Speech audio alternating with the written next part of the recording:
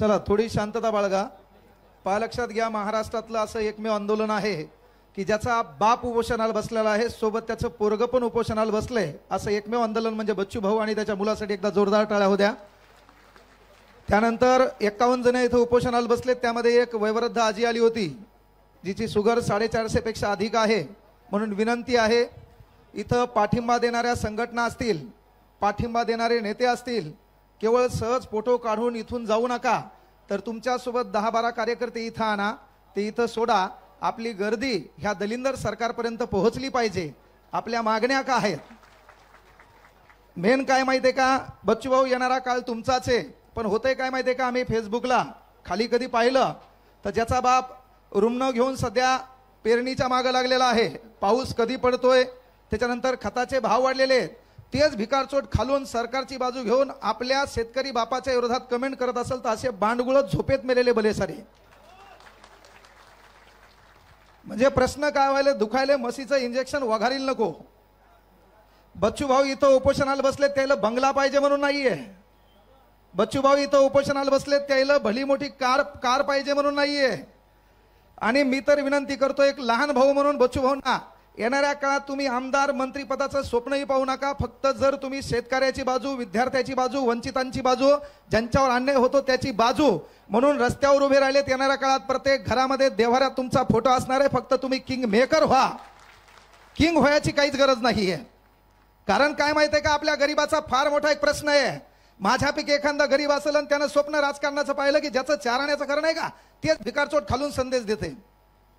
म्हणजे आपण गरीब आहेत पण आपल्याला बोकांडीवर घ्यायला कोण आवडायला श्रीमंत. हे परिवर्तन करणं कुठतरी बदलावं लागल. अरे या महाराष्ट्रात 288 आमदार आहेत, काही काही दलिंदराचे त्या विधानसभा मतदारसंघात नाव माहित नाहीत. 288 आमदार आहेत, त्याच्या दलिंदराचे त्याच्याच मतदारसंघात नाव माहित नाहीत. बायको उभी आहे का, नवरा उभा आहे का, ते निवडून आले का सून निवडून आली, त्याचा तेल ताळमेळ नाही. अरे पण 288 मतदारसंघात जरी आमचा माणूस सध्या आमदार नसेल, पण एक गोष्ट लक्षात घ्या, एक जीत से कोई सिकंदर और एक हार से कोई फकीर नहीं होता. येणारा काळ आपला आहे.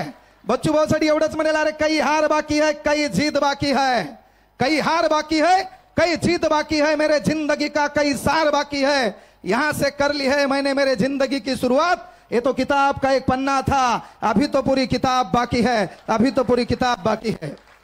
मी या ठिकाणी आलोय एक पक्ष म्हणून नाहीये, पण कुठेतरी शेतकऱ्याचा मुद्दा मांडताना एखादा माणूस उपोषणाला बसत असेल तर महाबाप शेतकरी आहे. माझ्याकडे येणारे पोरं शेतकऱ्याचे आहेत. ज्याच्या जीवावर मी क्लास घेऊन फॉर्च्युनर मध्ये फिरायलो, त्याची कृतज्ञता म्हणून एका शेतकऱ्याचं पोरग या नात्यानं मी इथं आलोय. नाहीतर त्याच्यात पुन्हा आमचंही लेबल कुठतरी राजकारणी लोकांसोबत जोडल्या जाते.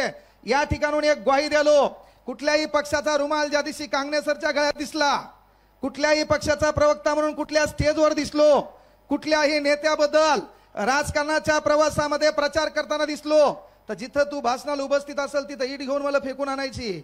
विद्यार्थ्याचा मुद्दा असेल, माझ्या बाप शेतकऱ्याचा मुद्दा असेल, तेव्हा वाघ हा कधी बी मैदानात असेल हा शब्द इथून द्यायलोय. आम्हाला सरकारशी घेणं नाहीये. कारण व्हायला काय माहितीये का, सध्या प्रॉब्लेम असा आहे, विरोधात बाजू मांडायची कोणा, अर्बन नक्षलाईट नावाचा एक प्रकार आला आहे.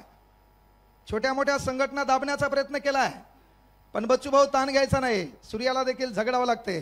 रहा संघर्ष की जो चलता है वही संसार को बदलता है, जिसने रातों से जंग जीती है सूर्य बनकर वही निकलता है, सूर्य बनकर वही निकलता है. आज थोडे आपले दिवस वाईट आहेत. आणि तुम्ही पण इथं बसलेल्यांना सांगतो, हे 51 सोडून बाकीचे बढियापैकी नाश्ता बिस्टा करून इथं आले. तुमच्यामधला जोश दिसला पाहिजे, चेहऱ्यावरलं तेज दिसलं पाहिजे. गुत्त कोणी घेतलं नाही. आपल्या घरात आपल्या आजाचा फोटो नाही, कारण आपल्या आजानं घरासाठीच काहीतरी केलंय, गावासाठी काही धतुरा केलेला नाही. येणाऱ्या काळात ही लोक मोठी का होतात, अरे आपल्यासाठी त्यांचा लढा आहे. 288 आमदाराची नावं आपल्याला माहित नाही, पण त्यामध्ये आमदार नसताना आपल्या भाऊचं नाव घराघरात कानाकोपऱ्यात आहे का. काम ऐसा करोगे नाम हो जाए, नाही तो नाम ऐसा करोगे नाम सुनते काम हो जाए. काम कोणाचं चालू आहे, शेतकऱ्यांचं. काय मागणं आहे, कर्जमाफी. अरे मग तुमच्या इथं विजय मल्ल्या येतो, 1100 कोटी कर्ज घेतो, लंडनला जातो, 25 वर्षाची नवी पोरगी बायको करतो, ते तुमच्या उरावर बसलेला चालते. मग इथं शेतकऱ्याच्या कर्जमाफीवर काय झडपणी आली रे तुम्हाला. राजकारणामध्ये तुमच्या गप्पा लयच भारी होत्या ना बाबा. मग सरकार विरुद्ध बोललं की पुन्हा तुमच्या पुढे लाग लागती. विषय काय आहे की आज नाहीये, पण संघर्ष करण्यासाठी आपल्याला एकत्र यावं लागेल. आणि म्हणून एक विनंती आहे, आपल्या समाजासाठी कोणी बोललं पाहिजे, आपल्या समाजासाठी कोणी चाललं पाहिजे, समाजासाठी कोणी रस्त्यावर आलं पाहिजे. आणि आपल्याला बोलता येत नसेल, चालता येत नसेल, लिहिता येत नसेल, वाचता येत नसेल, समाजासाठी रस्त्यावर येता येत नसेल, तर जो माणूस या समाजासाठी रस्त्यावर येतो त्याच्या पाठीमागं उभं राहता आलं पाहिजे. ही कळकळीची विनंती आहे. मी या ठिकाणी एक विद्यार्थ्याची बाजू देखील घेऊन आलोय. बच्चू भाऊ, आमचा एक प्रॉब्लेम आहे. या गव्हर्नमेंटने एक परीक्षा आणली पा TCS, आणि या TCS मध्ये हे गव्हर्नमेंट काय करायला, एका पोराला एक फॉर्म भरण्यासाठी 1000 रुपये घ्याले. एक फॉर्म भरण्यासाठी 1000 रुपये घ्याले. याच्या अगोदर महाविकास आघाडी सरकार होतं, त्यानं मात्र आमचा कार्यक्रम केलता. त्यानं आमची फीस काय केली, महापोर्टल मार्फत 700 पर्यंत नेऊन घातली होती. आणि आता 1000 रुपये TCS ने या फीस केलेली आहे. जो इतर मागास प्रवर्गामध्ये असेल तर 900 रुपये फीस आहे. अरे मग ग्रामीण भागामध्ये त्याचा बाप 300 रुपयानं रोजान जातो, त्या पोराला 5 फॉर्म भरायचे असेल तर 5000 रुपये आणायचे कुठून, हा फार मोठा प्रश्न आहे. म्हणून आमची ती पण एक मागणी आहे. त्यानंतर पेपर फुटतात, त्याच्यानंतर मुख्यमंत्री साहेब म्हणतात तलाठी भरतीत घोटाळे झाल्यावर आम्हाला पुरावे द्या. अरे बाबा, कॅमेरा घेऊन माबाप तिथं उभा नव्हता, DVR तुमच्याकडे, CCTV कॅमेरे तुमच्याकडे, त्यानंतर आमच्या पोरांना अभ्यास करायचा, आमच्या पोरांना फॉर्म भरायचा. आणि एवढं होऊन तुम्ही जर पुरावे मागत असताल तर मग 5 वर्ष फक्त आमच्या भोकांडीवर बसायला येऊ नका. काहीतरी आमच्या गोरगरीब प्रश्न आहेत विद्यार्थ्यांचे, ते देखील मार्गी लावा. अनेक पेपरमध्ये घोटाळे झालेत, त्या विद्यार्थ्याची बाजू म्हणून, ह्या शेतकऱ्याची बाजू म्हणून सदैव विद्यार्थ्याच्या वतीनं तुम्हाला जाहीर पाठिंबा आहे. येणाऱ्या काळात सरकारला विनंती आहे, शेर घायल हो सकता है, शेर घायल हो सकता है, 2 पाव पीछे भी आ सकता है, लेकिन उसकी छलांग बहुत अलग रहती है. त्यामुळं 4 दिवस उपोषण म्हणजे 72 तास ओलांडून गेलेत. उपोषण म्हणजे साधी सुधी गोष्ट नाहीये. या ठिकाणी लक्षात घ्या, जखमा तयार होतात, अशक्तपणा येतो, एवढे लोक बोलतात तेव्हा माणूस चिडचिड होतो. हे आपल्यासाठी नाही.